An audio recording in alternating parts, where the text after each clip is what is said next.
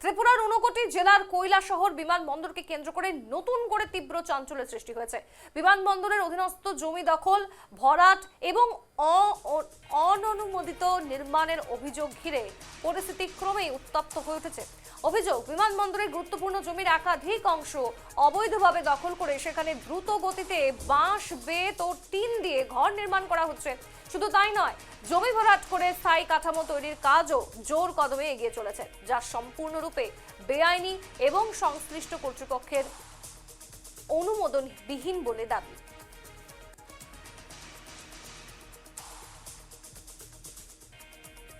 ওটা boundary wall নেই, এবং গত পরশু দিন আমার কাছে রিপোর্ট আসলো এয়ারপোর্টের জমিটা মাটি ভরাট করে টেম্পোরারি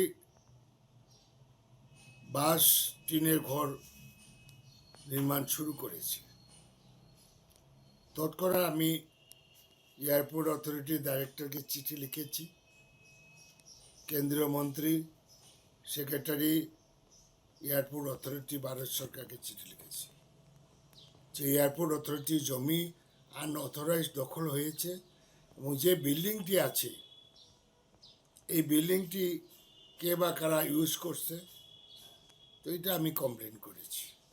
এবং আজকে আমি এয়ারপোর্ট অথরিটির সঙ্গেও কথা বলেছি, তারা বলছে যে আমরা টেক আপ করেছি।